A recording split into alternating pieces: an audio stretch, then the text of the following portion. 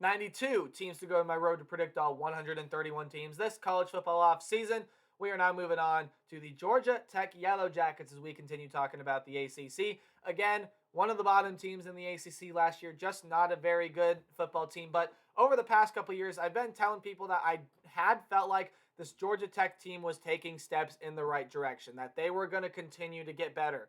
And yet it hasn't really worked out that way. And there's a lot of talent leaving this Georgia Tech team. However, they do have some transfers coming in, and we'll look at that here in a little bit. But is this Georgia Tech team worthy of maybe taking a step up in 2022, or will this be another disappointing year for the fans of the Yellow Jackets? What's up, Tailgaters? My name is Tailgate Nate, and welcome to my channel. I'm predicting all 131 teams this college football offseason, and that means I'm doing your favorite team. So go ahead and hit the subscribe button, ring the bell, so you know when your favorite team gets uploaded. And just in general, but especially the Georgia Tech fans in this video, you guys are going to know your favorite team a lot more than me. So if you feel like I missed something, you want to see me add something, anything of the sort, leave it in the comment section down below, and I'll be happy to read through it. Georgia Tech 2022, let's get into it. They're my 13th ranked team in the ACC going into this upcoming season. Again, overall, this just was not a very good football team last year. They were 3-9 overall, 2-6 in conference play. Only won one of their non-conference games, as you can see. And statistically, again, not a very great football team. 367 yards with around 24 points per game. That's on the offensive side. On the defensive side, again, still towards the bottom of the conference. 454 yards and 33.5 points per game allowed by this Georgia Tech defense. So definitely a lot of areas where you can improve offensively, defensively, pretty much everywhere. You can pretty much improve everywhere for this Georgia Tech team. And again, a team that I felt like was taking some good steps and was going to start moving in the right direction eventually, just hasn't ended up that way. And this very well may be a less talented team coming into 2022, seeing what they're losing.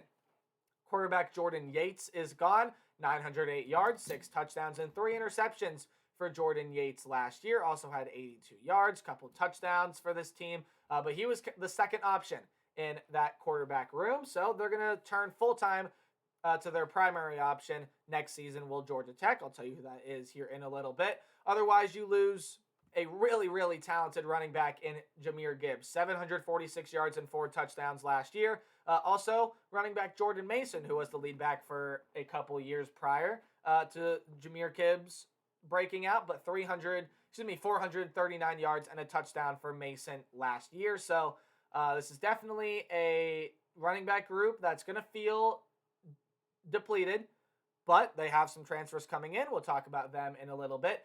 Kyrick McGowan is also transferring out from this program for 467 yards and 7 touchdowns last year for McGowan. And also Adonicus Sanders gone as well, 362 yards and 3 touchdowns for Sanders last year. When you look on the defensive end, you have Jordan Dominic, who had 3.5 sacks. Believe that? Nope. Yep, that led the team last year. Jared Ivey gone as well. Quez Jackson, their leading tackler, is going to be gone. Had 102 tackles, couple sacks last year in the defensive back group.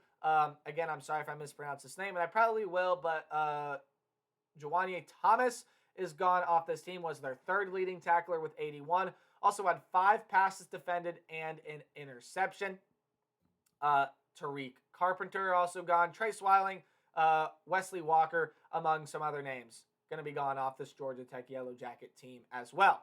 And remember how I said they return their head man in terms of their quarterback room?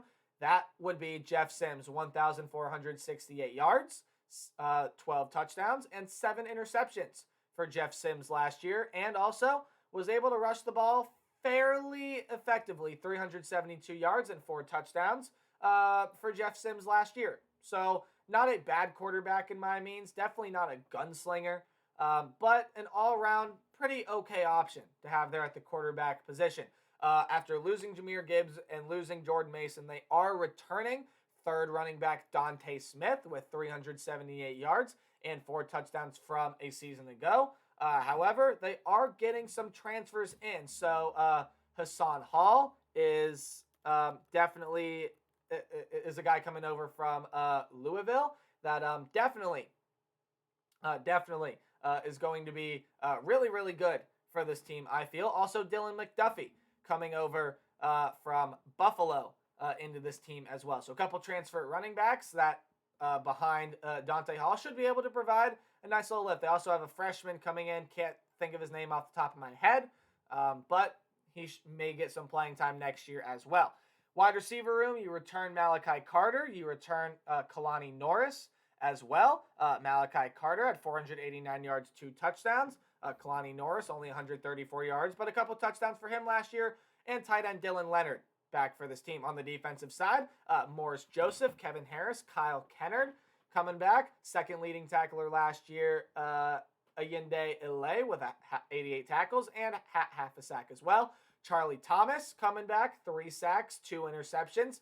The 3 sacks was second on the team. The 2 interceptions led the team last year. In terms of the defensive back group, Jaylon King, Miles Sims, KJ Wallace.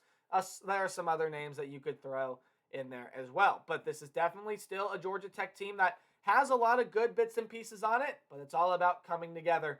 And I know some Yellow Jacket fans are hoping that this team can provide a special season. Again, Georgia Tech has not tasted a 500 or winning record in quite some time.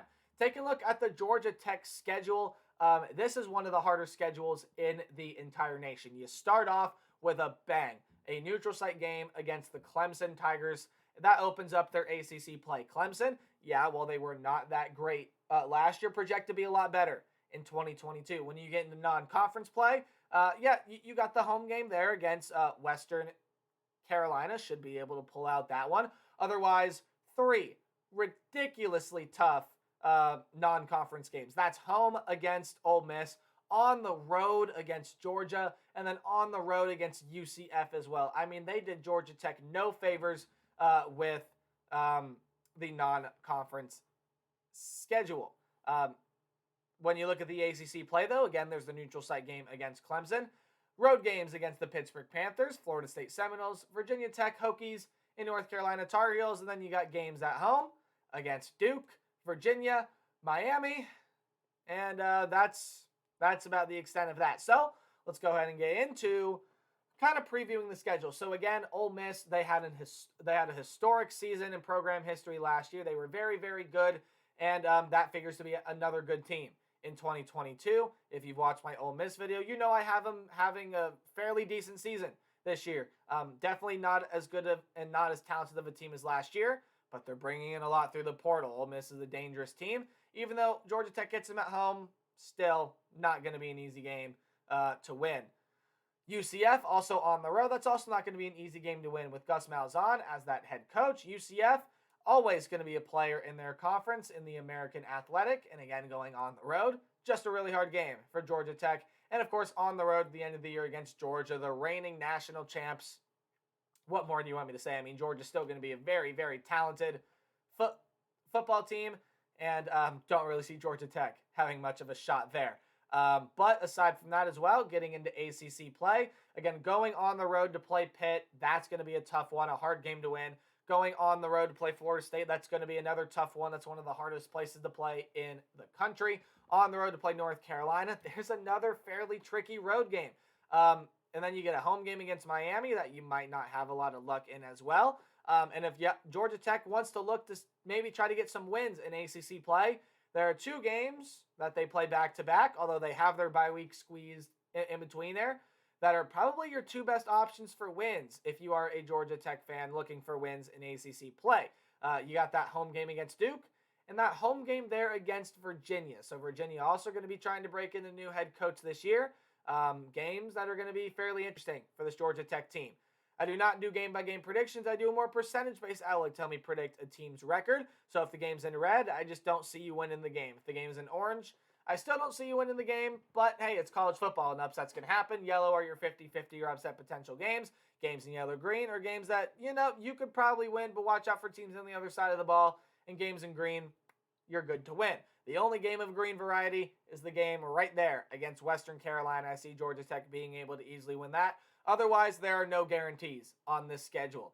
Georgia Tech's worst case scenario, easily for me, is 1-11 with that lone win being the Western Carolina. Again, this is just a tricky schedule. I mean, you have to play Georgia on a yearly basis. You draw Clemson from the other division in the ACC this year. Also, some other really hard non-conference games.